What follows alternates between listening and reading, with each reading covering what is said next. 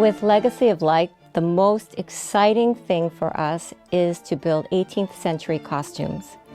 We rarely, as a costume shop, get to build this century, and it is among the most elaborate, wealthy, exciting parts of fashion.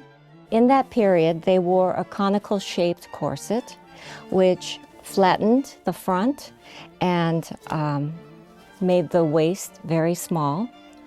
And that accented the fact that they were wearing what we call panier, and that makes the hips extra wide.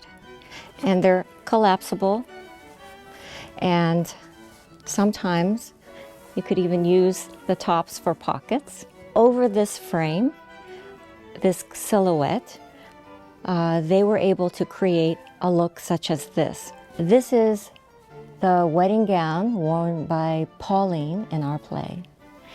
And you can see that the fabric is very metallic, and the brocade is quite elaborate, and the lace is quite elaborate as well. It's rare in costume to be able to make an actual wedding gown, and we're so excited to show this wedding gown. For Legacy of Light, I'm building all the costumes for Voltaire. It's a three-piece suit with breeches, waistcoat, and coat. And they're made of some really lovely, sort of almost iridescent fabrics. This is the beginnings of a waistcoat. It's got this beautiful metallic brocade with all these vines and flowers. The breeches and coat are going to be made out of this really lovely shimmery silk wool. Our costume designer for Legacy of Light is Raquel Adorno, who's based out of Chicago. So a lot of the choices that Raquel is making for Voltaire are actually based on a historical portrait that's actually hanging in the Princeton University Art Museum. So sometimes when we have questions about the neckwear or the opening of the coat, we'll just refer right back to that historical portrait. This is a mock-up of the coat that I made prior to even having Alan Gilmore's measurements.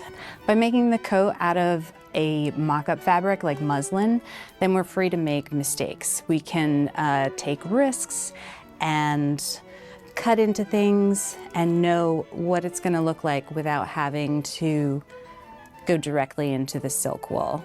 So for these coats, in order to understand what happens in the pleats, there's a clip that needs to happen right here and right here.